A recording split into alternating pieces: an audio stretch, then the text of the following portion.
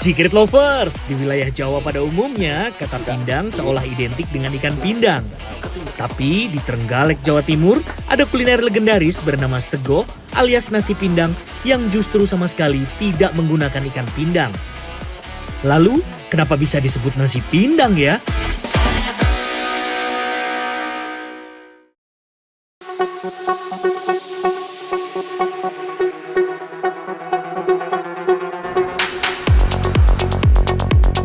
Secret lovers, warung nasi pindang Bahdin di depan Pasar Gandusari Kabupaten Trenggalek ini gak pernah sepi pembeli loh.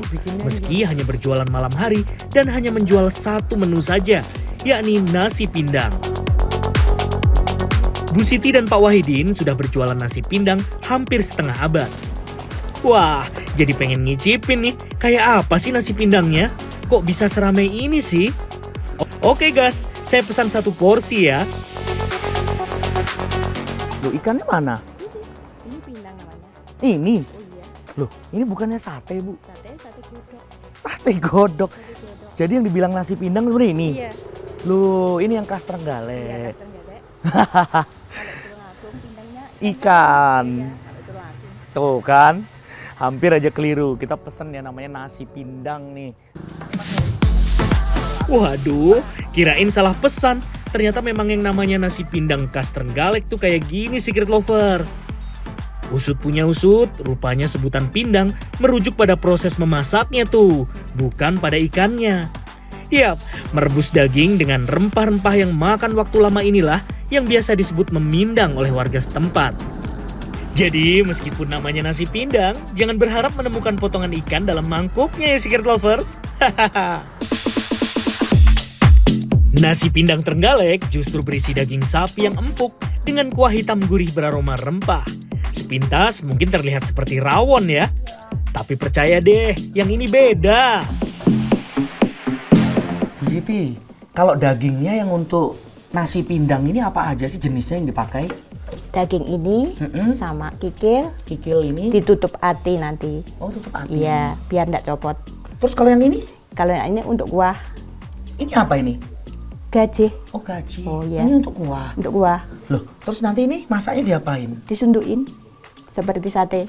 Oh, gitu. Namanya memang sate godok. Oh, gitu sate godok. Iya, sate godok. Sudah ditusukin terus Iya, direbus sama santan. santan. Iya. Semua daging yang sudah dicuci bersih direbus dengan air kurang lebih 1 jam sampai empuk. Setelah matang, daging harus dicuci lagi dengan air dingin. Tujuannya sih supaya teksturnya tidak alot, sekaligus menghilangkan bau amisnya ya Secret lovers. Kata Bu Siti sih, proses ini namanya mindang sepisan alias pindang tahap pertama. Selanjutnya, rebusan daging yang sudah dingin dipisahkan berdasarkan jenisnya dan dipotong kecil-kecil. Uniknya nih Secret lovers, meski proses mindang secara keseluruhan adalah merebus, tapi dagingnya malah ditusuk-tusuk kayak bikin sate tuh. Duh, jadi sebenarnya ini dagingnya mau direbus atau dibakar sih Bu? Ini berarti yang Ibu bilang disunduk ini ya? Iya. Ini isiannya berapa, Bu? Ada? 4. Proses nyunduk atau menusuk daging dengan tusukan sate rupanya tak sekedar sebagai ciri khas masakannya aja loh Secret lovers. Bu Siti sengaja menyajikan daging pindangan dalam bentuk sate untuk mempermudah hitung-hitungan jualannya tuh. Sehingga takaran setiap porsinya akan sama rata. Ternyata teknik ibunya juga nih katanya nyunduk Iya. ini nggak sekedar untuk nanti untuk penampilan aja biar cakep Iya, ya pas iya, disajikan. iya. Tapi kalau kerampul-kerampul semua daging seperti rawon ya, Iya. pas disiram Ibu mau ngitung harganya susah. Susah. Jadi lebih gampang kayak gini, jadi 2 10.000 sama sepiring nasi Iya. 2 10.000 gitu. Iya. Oke. Nah, kalau bahan utama sudah selesai, selanjutnya kita buat racikan bumbunya. Katanya ini benar-benar otentik dan gak ada duanya loh. Pemegang resep rahasianya adalah Pak Wahidin alias Bahdin, suami Ibu Siti. Rupanya dari sekian banyak bumbu dan rempah yang dipakai, ada satu yang paling penting karena jadi kuncian rasa kuah pindangnya. Bahkan kalau rempah ini nggak ada, Bahdin sampai-sampai nggak mau jualan nasi pindang loh. Meski penggunaan keluak nyaris seperti bumbu rawon, Bahdin memastikan cita rasa akhir kuah pindang nantinya akan berbeda. Karena selain komposisi bumbu tambahannya, teknik memasaknya pun turut berpengaruh. Oh iya, jenis keluak yang dipakai hanya yang benar-benar sudah tua dan matang di pohon ya. Bisa ditandai dengan kulitnya yang keras, isinya basah, warnanya hitam pekat dan sedikit lengket. Kalau sampai salah memilih keluak, bisa-bisa rusak deh rasa kuah pindangnya. Nah, banyak orang yang mengolah makanan pakai keluak, Pak. Pernah saya merasakan kuahnya kok jadi pahit. Nah, itu gimana sih, Pak? Oh, itu kebanyakan keluak. Kan ada ukurannya. Nah, biar nggak pahit. Contohnya kalau Bapak ukurannya gimana perbandingannya? Berbandingan aja 10 keluak ini. Ini yang bagus-bagus, yang nggak bagus dibuang. Dibuang. Iya, 10 keluak untuk satu panci. satu panci. Oh, ukurannya untuk satu panci yang Iya. santan kental itu. Santan kental. Berbeda dengan kuah rawon yang cenderung encer karena tambahan air, kuah pindangan dibuat lebih pekat karena menggunakan 100% santan kental dari puluhan butir kelapa, tanpa air sedikit pun. Wah, udah kebayang gimana gurihnya ya Secret Lovers? Karena kebutuhan itu banyak sekali. Tiap kuali itu membutuhkan 10 butir. Satu kuali. Iya. Bapak sekali biar masak. kental, biar enak. Harus tua kelapanya. Harus tua. Iya. Satu kuali Bapak, satu masak gini berapa kuali biasanya? 2. Dua berarti Ya 20. 20. Selanjutnya, daging sisa pembuatan sate akan direbus kembali dengan santan kental. Proses inilah yang disebut pemindangan kedua. Nah, di tahap inilah rasa paripurna akan tercipta. Ini merupakan hasil perpaduan antara manisnya keluak, gurihnya santan, dan kaldu dari gaji atau lemak sapi tuh.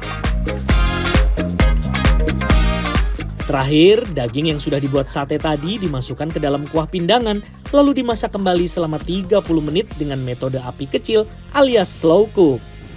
Jadi kalau ditotal secara keseluruhan, pembuatan kuah nasi pindang dengan 3 kali proses perebusan makan waktu selama 2,5 jam. Wah, pantesan aja ya kalau rasanya melekoh banget tuh.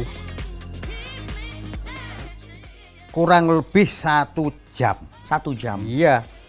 Ini yang dibuat sate atau nanti yang mau dibuat di ur-ur gitu, Pak? Ini dibuat sate. Nah, kalau ini beda lagi nih Secret Lovers. Ini namanya pindang reyeng. Yang ini bahan utamanya ikan laut. Jenisnya tongkol dan salem. Terus, kenapa malah disebutnya ikan pindang ya?